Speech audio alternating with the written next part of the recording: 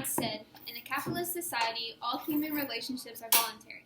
Men are free to cooperate or not, to deal with one another or not, as their own individual judgments, convictions, and interests dictate." One might find it hard to imagine life any other way if you were born and raised in the United States of America. However, if one lived in a socialist nation, independence and individuality do not exist. According to Lee Edwards, socialism works on the premise that the system or the government can make better decisions than the individual.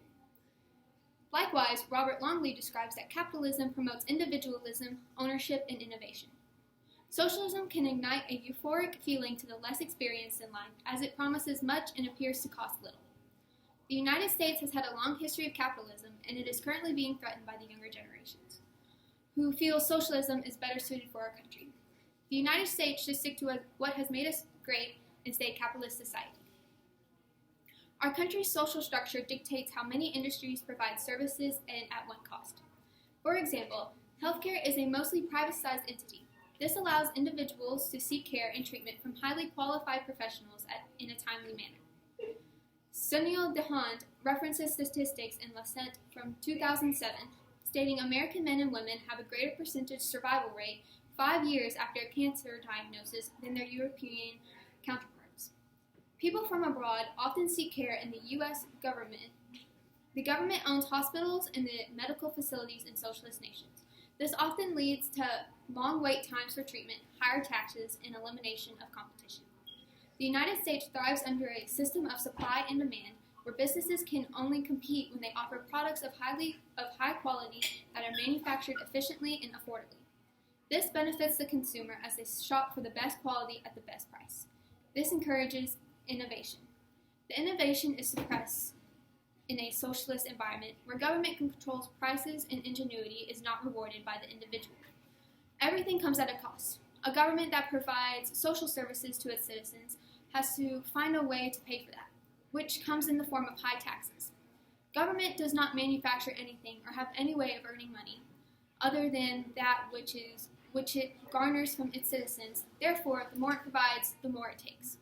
Capitalist societies tend to tax based on individual income. The social structure impacts society as a whole through programs, goods and services, and taxation, which also trickles down to the impact on individuals. Choosing a career is based on a multitude of factors, and in a capitalist society, it can be influenced by financial needs, personal interests, education, and life goals. One may choose a career that comes with the opportunity to climb the so-called career ladder, while another may have an entrepreneurial spirit and start their own business. Individuals weigh the risk with the reward. The reward may be self-satisfaction, accomplishing a goal, making more money, or prestige.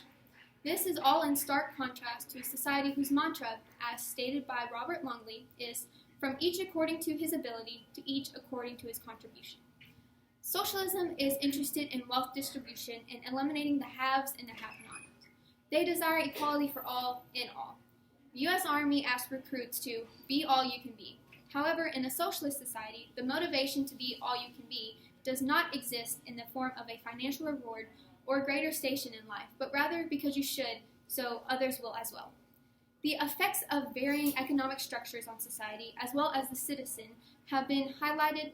However, there is an additional impact on the individual beyond career, and it is the impact of one's personal life. The world is comprised of individuals, each unique in their own way and defined in a multitude of ways. Individualism is defined by dictionary.com is the principle or habit of or belief in independent thought or action, the pursuit of individual rather than common or collective interests. Individualism is the very opposite of the socialism mantra.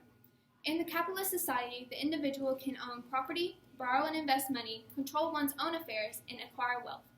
Socialism believes in the common good and the community-owned property and promotes the whole over the individual. Research from the Federalist Papers indicates human nature aligns more with capitalism than with socialism. The individual is more likely to work harder for their own family and friends than for the state. According to the World Giving Index, the United States is the most charitable country in the world and has been for many years. Capitalism promotes individualism and allows for personal identity as opposed to the common good. Socialism has ideas and principles that can be appealing with guaranteed work and healthcare and perhaps education and housing. However, research provided shows it is only as good as what your fellow man contributes. Taxation is high and individualism is lost. Capitalism can motivate and inspire one to pursue challenging careers and advance causes and be rewarded for the benefit of self-society. While self is prioritized in this environment, society still benefits from the innovation and efficiency provided by the individual.